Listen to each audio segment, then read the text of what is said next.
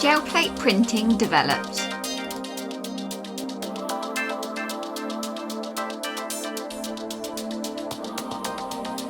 Here's some resources you might need.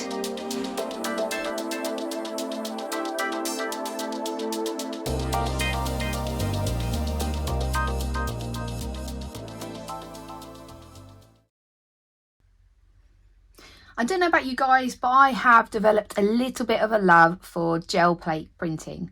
And so I thought I'd just jump back onto a tutorial and have a go at printing with flowers. So I've got a selection of different flowers here. Obviously flowers won't last very long, so you'll need to collect them as soon as you intend on using them. But I'm just going to give those a go today. So last tutorial, or the tutorial previous, I did use leaves, which worked really well, and I showed you how to layer different colours. So we're going to do that again, but this time we're going to give flowers a go and see how well they work. Okay, so once again, if you've got tubes of acrylic paint, that is probably the best medium to use. The higher the quality, the better, I would say, because when they're quite low quality, they do tend to be a little bit more fluid, which means they take slightly longer to dry, and the pigment might not be as great as if you were to use a better quality. However, saying that, just use what you have. It's all experimentation. No wrong or right here, guys. I'm going to use some blue with my black as well, and roll that out with my brayer. If you think that you've used too much ink the first time round, or paint, sorry, just blot it off with a kitchen towel and then continue to roll it.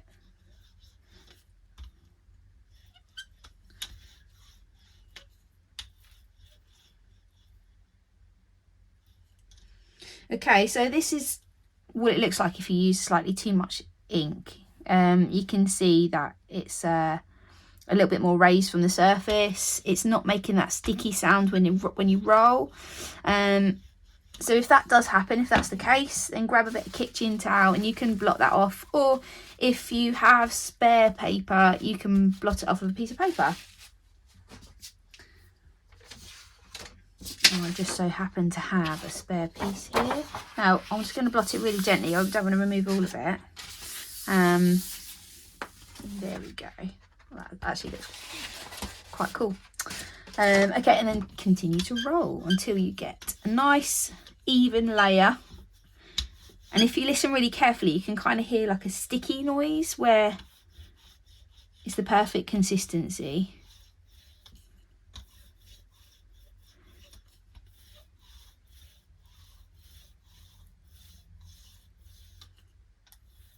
Yeah. Okay, happy with that. There we go. Okay, and then the fun bit, pressing the flowers in. So I'm going to start with my bluebells.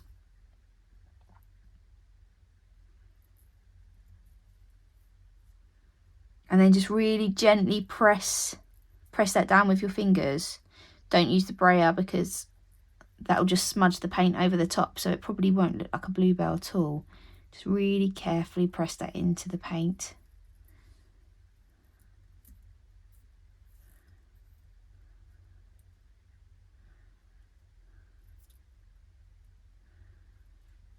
And we'll see how this turns out.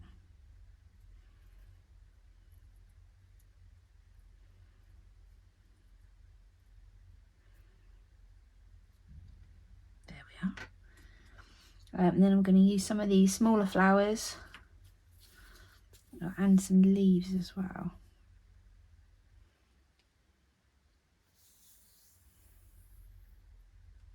Be really gentle with it.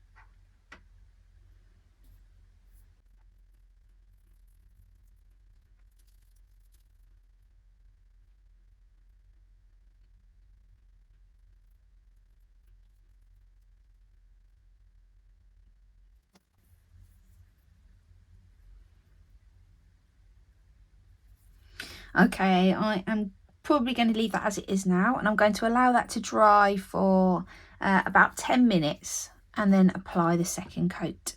If, like me, you have found that some of the flowers have transferred onto the paint, then you can just take a craft knife or just anything with a sharp point and just really carefully tease them away, so you've got a nice clear print.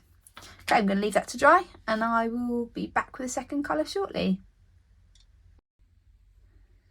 Okay, so my first print layer is dry. I'm now going to apply a second colour. So because I've already made some prints, I know that my really dark blue for my first print layer works really well with the second layer of ochre and white.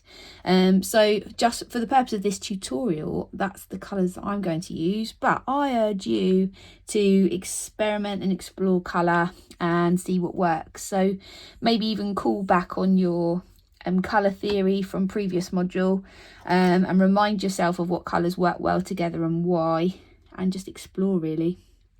Because I'm just going to use yellow ochre is one of my favourite colours as well, so that obviously that's factored in, and hopefully that's enough. I've given my brayer a really good clean and made sure that it's really dry as well. If it's wet, then it's going to activate the first layer again, and you're probably going to find that your print becomes a little bit watery, which is obviously what we don't want. So just really make sure that first layer is dry before you put your second layer on, otherwise you might be disappointed with the results. So what I really like is the fact that I've put my white and my ochre, but I'm not going to roll too much because I don't want them to fully blend together to create a lighter ochre colour. I want to still be able to see those white elements as well, so I'm just going to be really careful with how I roll.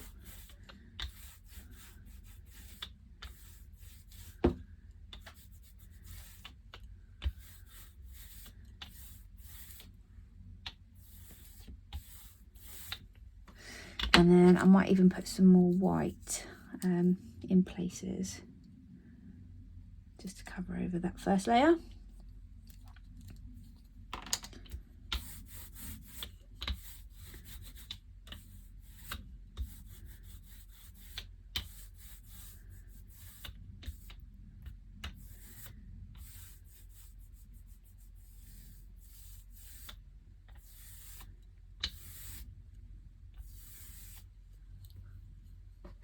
Okay, I'm going to allow that to dry just very slightly, not fully.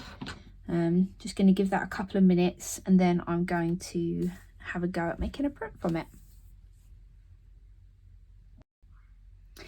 Okay, I think that's as dry as it needs to be. Again, with gel plate printing, it's all trial and error, and there are no black and white rights or wrongs. So it's all experimentation. I think allowing your layers to dry in between just slightly really help with the transfer of the print. So I've just allowed that second layer just to dry. So it's still tacky, it's not fully dry, but I'm going to give that a go. Okay, so I'm going to, I might actually use, I'm going to use for this print some thicker paper, so a thicker GSM paper. It's actually an oil colour pad, so this is what I'm going to use, and this is what the paper looks like. So the paper's a lot thicker and it has this sort of texture as well. It's got this sort of can you see, it's sort of a canvas texture to it. So I'm going to give this a go and see how this picks up. Try and get it central. If you wanted to mark the paper before you made a print, that's a really good idea. I'm just going a bit gung-ho, to be honest. Okay, and remember to use the flat of your hand just to transfer that paint across.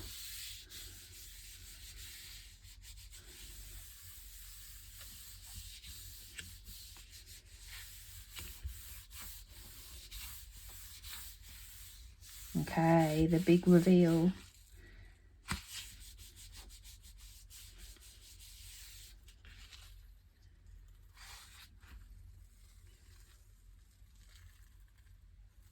if you're not happy with how much it's picked up, just go back over the top and smooth it over again.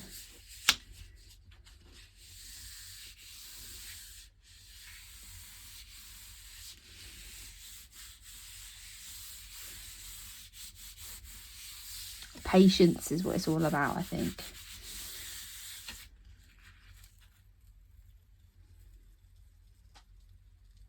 Oh, it does it really good.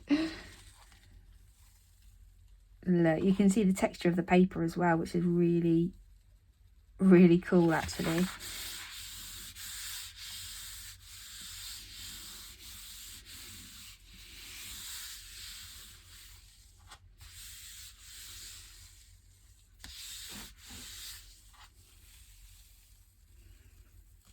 And then slowly peel it back.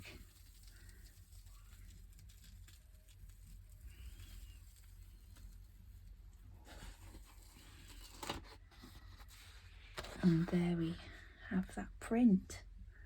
Okay, and then as ever, once you've done a print, evaluate it, work out what's worked, what hasn't worked, then have another go, making sure that you're correcting any of those mistakes the first time round. I'm really happy with how that's turned out.